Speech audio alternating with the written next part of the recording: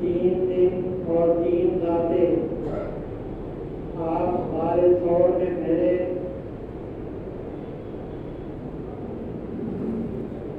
عبداللہ بن اویس کی رہبری میں اس راستے سے گئے جو غیر معروف تھا۔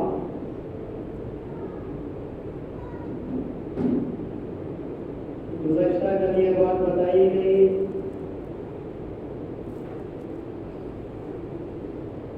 ایک راستے پر 2 راہیں نکلنے لگی، ایک ڈاکوؤں کا تھا اور ایک پرامن کا۔ آپ نے فرمایا ڈاکوؤں کے راستے سے چلو، ان کو دعوت دی، وہ مسلمان ہو گئے۔ درمیان میں سراقہ بن مالک جو آگے چل کے رضی اللہ عنہ بنے۔ پھر آپ پہنچے ام معبد، ابو معبد، یہ دونوں بوڑھا اور بوڑھی ایک خیمے میں رہتے تھے۔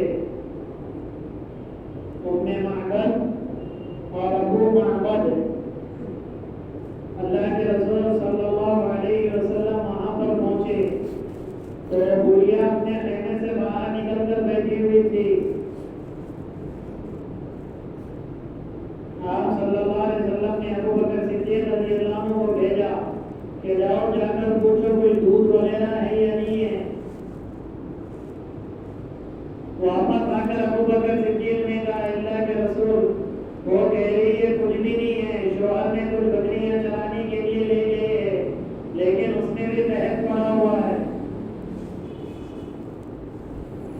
اللہ کے رسول صلی اللہ علیہ وسلم اس کے پاس گئے اور جا کر کہنے لگے وہ بکری کیسی ہے؟ کہا اس کو تو ابھی بچہ ہی نہیں ہوا، بن بیاہی بکری ہے، 5 جس کو کہتے ہیں جس کی کانسیں بہت چھوٹی چھوٹی ہوتی۔ اللہ کے رسول صلی اللہ علیہ وسلم نے فرمایا کہ مائی اگر اجازت ہو تو ہم اس سے دودھ نکال لیں۔ تو بوڑھیا کہنے لگے عجیب نوجوان ہے، عجیب آدمی ہے، ابھی وہ دودھ وانی نہیں ہے، اسے کوئی بچہ نہیں ہے، پھر اس کو دودھ کیسے آئے گا؟ اللہ کے رسول صلی اللہ علیہ وسلم نے فرمایا آپ اجازت دو۔ انہوں نے اجازت دے دی۔ اللہ کے رسول صلی اللہ علیہ وسلم نے اس کے تھنوں پہ ہاتھ پھیرا اور بسم اللہ پڑھ کر جب دودھ دوڑا تو اتنا دودھ نکلا، اتنا دودھ نکلا، آپ نے بھی پیا، ابو بکر نے بھی پیا، عبداللہ بن اویس نے بھی پیا۔ ام معبد کے گھر کے سارے برتن بھر گئے دودھ سے۔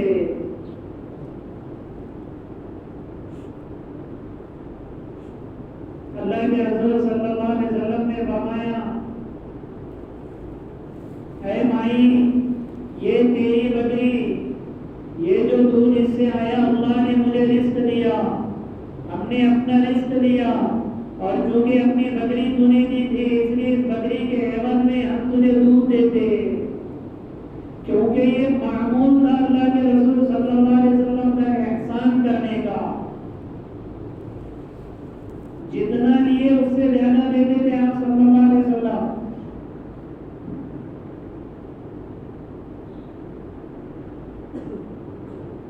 اللہ کے رسول صلی اللہ علیہ وسلم وہاں سے نکل گئے۔ پھر کوئی دیر کے بعد ام معبد کو شوہر ہے ابو معبد، اس نے دیکھا کہ پورے برتن دودھ سے بھرے ہوئے۔ اس نے کہا یہ کیا ماجرا ہے؟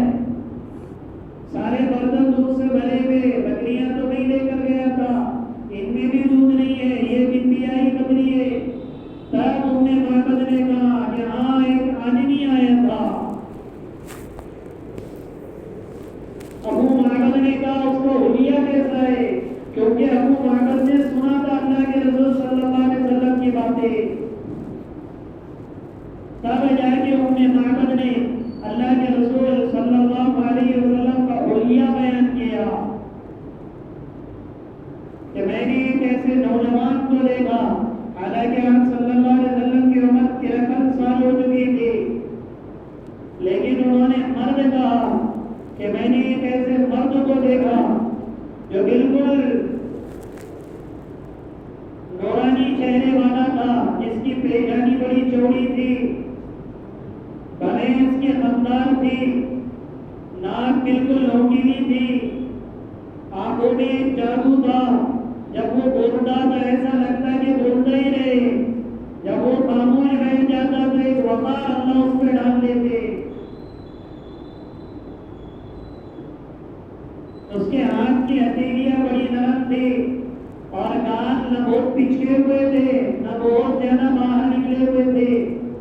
برا کا سنایا، یہ جو دانتوں کے درمیان میں معمولی سا خلا تھا، اور اپنی جگہ پہ تھے، پیشانی بہت زیادہ کشادہ تھی، سر تھوڑا بڑا تھا، نہ بہت زیادہ لمبے تھے کہ بھدے لگے، نہ بہت زیادہ پستقت تھے کہ بے روٹ لگے، درمیانہ طبقے تھے۔ آنکھ کے بال گھگریالو تھے، کیونکہ یہ اللہ کے رسول صلی اللہ علیہ وسلم کی عادت مبارکہ تھی کہ جب آپ سفر وغیرہ میں رہتے تھے تو آنکھ کے بال کندھے تک آ جاتے تھے، اور آنکھ کے بال مبارک ایسے یوں کرتے کرتے تھوڑے سے گھوم جاتے تھے، بالکل سیدھے دھلتے نہیں تھی، ایسے جا کر تھوڑا درجہ مڑ جاتے تھے آپ صلی اللہ علیہ وسلم کے بعد پورے، تو یا تو کان تک ہوتے تھے یا گردن تک ہوتے تھے یا شولڈر تک ہوتے، عموماً اللہ کے رسول صلی اللہ علیہ وسلم کے بال کانوں تک ہوتے۔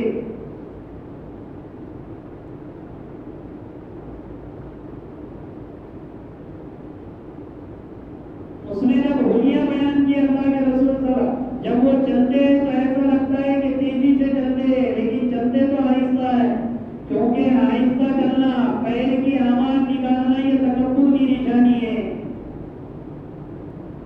آپ ایسا چلتے تھے کانما ینحط الی صببی، جیسے نچلے ڈھلان کی طرف چلا جاتا ہے، ایسا جھک جھک کے ایسے ڈھلان کی طرف چلا جاتا ہے، تیزی سے قدم رکھتے تھے آپ، ہر پیر اٹھاتے تھے، اٹھا کے مضبوطی سے رکھتے تھے، یہ طاقتور ہونے کی نشانی ہوتی ہے، طاقتور ہونے کی نشانی ہوتی ہے کہ آدمی تیز چلے اور قدم لگے اور ایسا لگتا تھا وہ کہنے لگے جیسے زمین خود بوسہ لے رہی ہے ان کے پیر کا۔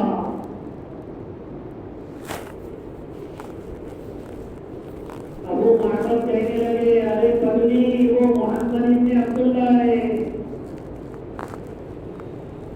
جو حلیہ تمہیں بیان کی، چل جائیں گے اس کے پاس اور جا کر ایمان قبول کریں گے۔ دونوں بزرگوں بھی بھاگے اور اللہ کے رسول صلی اللہ علیہ وسلم کو قبا میں پکڑا اور اسلام قبول کیا اور دونوں مسلمان ہوئے۔ جب اللہ کے رسول صلی اللہ علیہ وسلم یا بکریوں کا دودھ دھو رہے تھے، ادھر ہاتھی پہ غیبی نے آواز لگائی مکہ میں، کہنے والا پتہ نہیں تھا کس نے کہا، لیکن پورے مکہ میں آواز آ رہی تھی ارے بے وقوفو، اس بہترین مہمان اور میزبان کا کیا کہنا جو اپنے معبد کے خیمے سے چل چکا ہے، جو اپنے معبد کے خیمے سے چل چکا ہے، اس کی مہمان نوازی بھی ہوئی۔ تب جا کے قریش مکہ کو لگا تو یہ تو مدینہ کے قریب پہنچ گئے، کہنے والا کون تھا کچھ پتہ نہیں، اللہ کی طرف سے آواز آئی تھی چہرے پہ لوگوں کو ادھر بہترین میزبان اور بہترین مہمان کا کیا کہنا جو اپنے معبد کے خیمے سے چل چکا۔ اب ان کو کیا معلوم تھا اپنے معبد کیا ہے اور وہ معبد کو اور کتنے دور۔ ادھر چلتے چلتے چلتے اللہ کے رسول صلی اللہ علیہ وسلم ابھی مدینہ کے باہر تھے تو ایک یہودی کی نگاہ پڑی، یہودی کی نگاہ جو دوسرے منزل پہ کھڑا ہوا تھا۔ اصل میں جب سے معلوم پڑا تھا مدینہ والوں کو، انصار مدینہ کو، کہ اللہ کے رسول صلی اللہ علیہ وسلم نے مدینہ چھوڑ دیا ہے،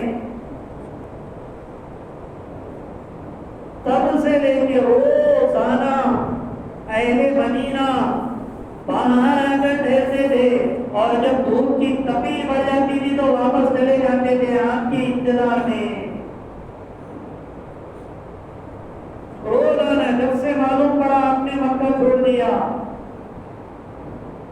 آپ کے استقبال میں، آپ کے انتظار میں، آپ کے شوق میں. تو جب آئے اللہ کے رسول صلی اللہ علیہ وسلم کا معاملہ تو ایک یہودی اوپر چڑھا ہوا تھا. نگاہ پڑی یہودی کی، اس نے زور سے کہا یا بنی قیلا ھذا جدکم، یا بنی قیلا ھذا جدکم، یا بنی قیلا. قیلا اصل میں اوس اور خزرج کی ماں کا نام تھا. یعنی ہے قیلا کے اولادوں، دیکھو تمہارا محترم آ چکا، تمہارا بزرگ آ چکا. اتنی آواز سننی تھی کہ پورا مدینہ خالی ہو گیا. کوئی بھاگ رہا ہے، کوئی چھوڑ رہا ہے. جتنے ایمان لا چکے تھے سب چلے گئے، بھاگتے بھاگتے بھاگتے. تو امیر قبا کراس نہیں کیے تھے اللہ کے رسول صلی اللہ علیہ وسلم نے. پھر پورے کے پورے دیوانوں کی طرح، پروانوں کی طرح اللہ کے رسول کو بھیج دیے. آپ قبا میں اترے، مدینہ منورہ سے 2 کلومیٹر دوری پہ قبا. اب تو مدینہ میں آ گیا. وہاں آپ تشریف فرما ہوئے. بنو عمرو ابن عوف کے یہاں پہ وہاں پہ رکے، اور کلثوم ابن حدم ان کے مکان میں آپ قیام کیا. کلثوم ابن حدم، اللہ کے رسول صلی اللہ علیہ وسلم نے فرمایا کہ بھئی چلو یہاں پر سب سے پہلے مسجد بنائی جائے. مشورہ کیا تو کلثوم ابن حدم رضی اللہ عنہ کے مکان کے بازو میں مسجد کی بنیاد رکھی گئی، جس کو مسجد قباء کہتے ہیں. اسلام کی سب سے پہلی مسجد، جس کا تذکرہ اللہ نے قرآن میں کیا. مسجد اسس علی التقوی من اول یوم احق ان تقوم فیہ. اے نبی جی، آپ کو اس مسجد میں کھڑے ہونا ضروری ہے جس مسجد کی بنیاد تقوی پہ رکھی گئی. گواہی دی اللہ نے قرآن میں کہ مسجد قباء کی بنیاد تقوی پہ رکھی گئی ہے. اس لیے اللہ کے رسول صلی اللہ علیہ وسلم نے پہلے اپنے دست مبارک سے گزار ماری، پھر عید رکھی، پھر ابو بکر صدیق رضی اللہ عنہ نے عید رکھی، پھر عمر فاروق رضی اللہ عنہ نے رکھی، پھر اللہ کے رسول لاتے، صحابہ لاتے، اور پھر جا کے یہ مسجد قباء بنی. اللہ نے جب یہ آیت اتاری تو اس میں فرمایا فیہ رجال یحبون ان یتطہروا. یہ قباء والوں میں کچھ مرد ایسے ہیں جو بہت زیادہ پاکی کو پسند کرتے ہیں، اور اللہ بھی ان کو پسند کرتا ہے. اللہ کے رسول صلی اللہ علیہ وسلم نے فرمایا قباء والوں تم کیا پاکی حاصل کرتے ہو؟ کیسی پاکی کہ اللہ نے قرآن میں تمہاری تعریف کی. تو کلثوم ابن حدم رضی اللہ عنہ نے فرمایا اللہ کے رسول ہم ایمان نہیں لائے تھے، اس سے پہلے ہمارے پاکی کا معمول یہ تھا کہ ہم پہلے ڈھیلے سے پاکی حاصل کرتے پھر پانی ڈالتے. اصل پاکی کی سنت یہ،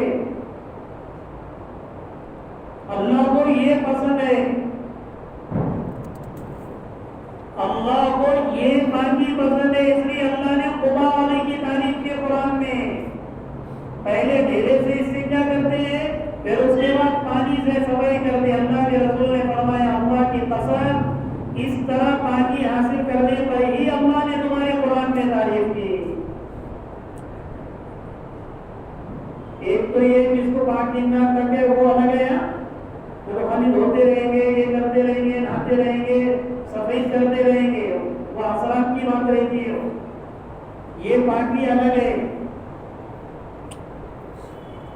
آپ نے 3 دن قیام کیا کلثوم ابن حدم رضی اللہ عنہ کے مکان پہ. انہی کے مکان کے یہ سائڈ میں بیر روما ہے اور یہ سائڈ میں مسجد ہے. لیکن اب اس زمانے میں مسجد قباء، جیسے مسجد قباء ہے، یہاں پہ امام صاحب نماز پڑھاتے، تو یہ جو کونا ہے مسجد قباء کا، جہاں پہ ایسا گنبد بنا ہوا ہے، وہ اصل میں کلثوم ابن انس رضی اللہ عنہ کا مکان تھا. اب وہ جب مسجد قباء کی توسیع کی گئی تو وہ مکان اس میں آ گیا. ہم جب بھی جاتے ہمارے ساتھ جو رہتے ہم ضرور وہاں پہ 2 رکعت نماز پڑھانے لگاتے. وہ مکان اب وہ اس طرح مسجد کے تو ایک تو مسجد قباء میں 2 رکعت نماز پڑھی, ایک اس جگہ پہ جہاں جناب محمد رسول اللہ صلی اللہ علیہ وسلم نے 3 دن قیام کیا. اچھا, اسی کے دائیں طرف جہاں وہ اس کے دائیں طرف بیر روما ہے, بیر روما. آپ صلی اللہ علیہ وسلم ہمیشہ عموماً بیر روما میں آتے تھے. کنویں چھوٹے چھوٹے ہوتے تھے, بہت بڑے نہیں ہوتے تھے. آپ ایسی لنگی مبارک اٹھاتے تھے اور وہ کنویں میں پیر ڈال کے یوں کھیلتے تھے پانی سے. ابو بکر صدیق رضی اللہ عنہ آئے ایک مرتبہ تو آپ اسی طرح کھیل رہے تھے, تو ابو بکر صدیق بھی آ کر بیٹھ گئے. حضرت عمر رضی اللہ عنہ آئے, آپ اسی طرح سے اس طرح پیر اٹھائے. پھر حضرت عثمان ابن عفان آئے تو آپ نے اپنی لنگی اس طرح کر دی.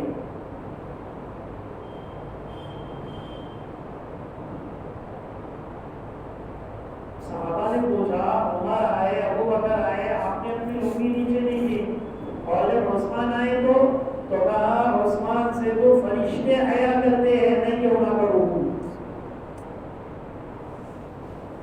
عثمان سے تو فرشتے حیا کرتے ہیں, میں حیا کیوں نہ کروں. یہ تو ننگا ماحول ہو چکا ہے. باپ بیٹے کے سامنے, بیٹا باپ کے سامنے گھٹنے بتاتے. عثمان ابن عفان رضی اللہ عنہ نے اپنی شرم کا جب بھی کپڑے پہنے اندھیرے میں بدلے, کبھی دیکھا نہیں انہوں نے. جب بھی کپڑے بدلے اندھیرے میں کپڑے بدلے. اتنے حیا والے تھے, اس لیے خطبے میں سنتے نا ارحم امتی بی امتی ابو بکر, پھر حضرت عمر ہے, پھر اس کے بعد واصدقهم حیاء عثمان, حیا کامل درجے کی حیا.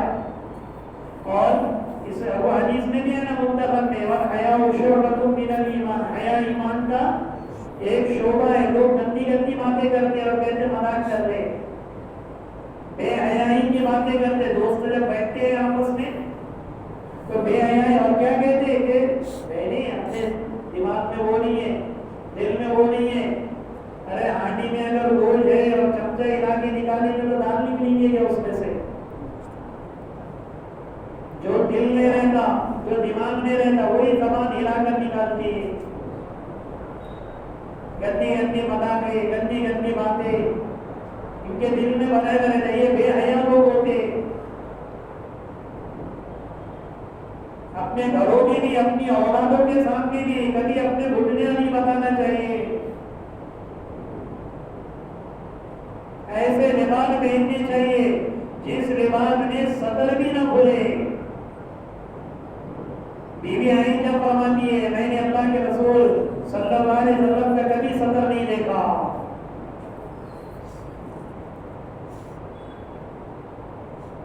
اب وہ بیر روما, اب وہ جو کنواں ہے اس کنویں کو بند کر دیا گیا. اصل میں وہ کنویں میں پھر اللہ کے رسول کے بعد ابو بکر آ کر کھیلتے تھے, پھر اس کے بعد عمر آ کر کھیلتے تھے.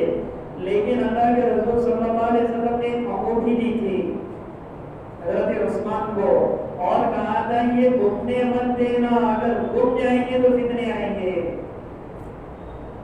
انگوٹھی پہننا سنت نہیں ہے, انگوٹھی پہننا سنت نہیں ہے. لوگوں نے کاروبار کی وجہ سے سنت بنا دیا اس کو. انگوٹھی پہننا جائز ہے, اور اگر زینت کے لیے پہنے تو حرام کے قریب ہے. ذرا اٹھ کے لکھو ذرا.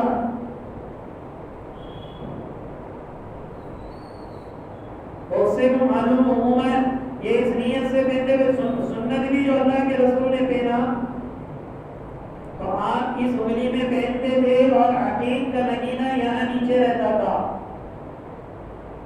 نیچے.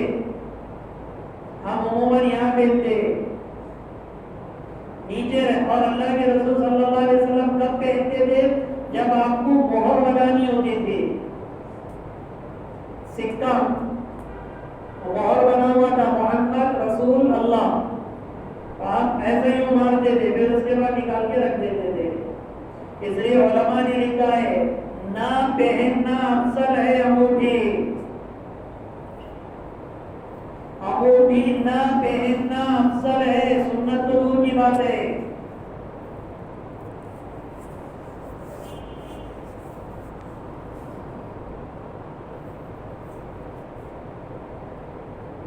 اور اگر پہننا بھی جائز ہے تو 4 گرام 375 ملی گرام چاندی کی انگوٹھی، 4 گرام 375 ملی گرام انگوٹھی پہننا جائز ہے.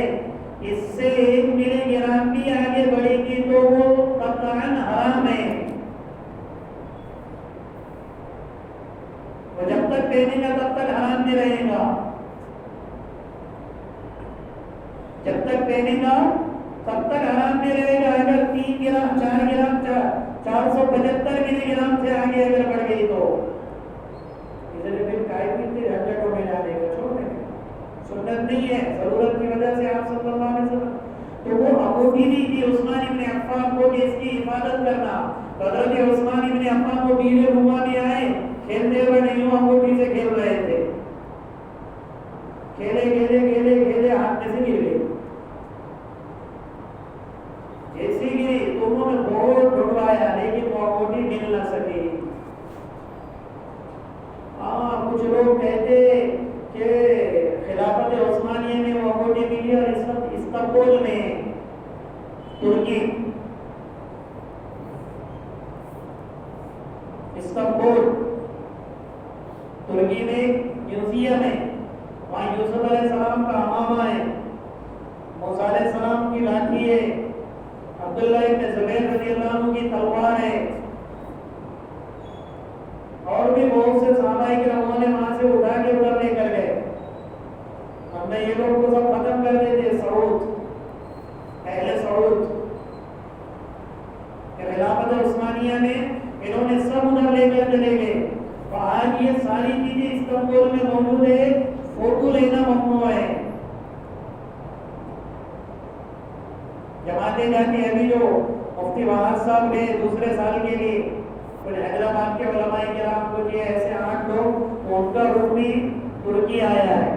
ترکی، الجزائر، مالی، موریتانیہ، سیدھے یہ ممالک اٹلانٹک میں. تو وہ وہاں سے لے کر گئے اور وہاں پر انہوں نے اس کو محفوظ رکھا. ایسی روایت ہے، ہم جب جائیں گے انشاءاللہ دیکھیں گے تو پکی بات سمجھ میں آئے گی، ورنہ اس سے پہلے تو پکا بول نہیں سکتے. البتہ وہ گر گئی، اس کے بعد سے فتنے شروع ہو گئے. حضرت عثمان پہ یہ اعتراضات، حضرت عثمان پہ یہ وہ، پھر بلوائی اور بعد میں حضرت عثمان کو شہید کر دیا گیا. تو وہ بیر روما کو ابھی بند کر دیا گیا. یہ مسجد قباء، اس کے داہنے طرف کا صدوق اور اس صدوق سے تقریباً 20 فٹ پہ ہے. اب صرف علامت ہے، سب سفید سنگ مرمر ہے، صرف کالی ایسی علامت ہے. اپنے پاس نہیں جگہ ہے بٹر وغیرہ کے اوپر وہ ڈالا ہوا رہتا، کیا بولتے اس کو، چیمبر تو اڑا دے. تو ایسا چیمبر تو نہیں ہے لیکن کالی فرش ہے، کالی ایسا گول. باقی پورے قباء میں اطراف میں سب سفید سنگ مرمر ہے. وہ کالی ایسا ہے، وہ علامت ہے اس بات کی کہ یہاں بیر روما تھا.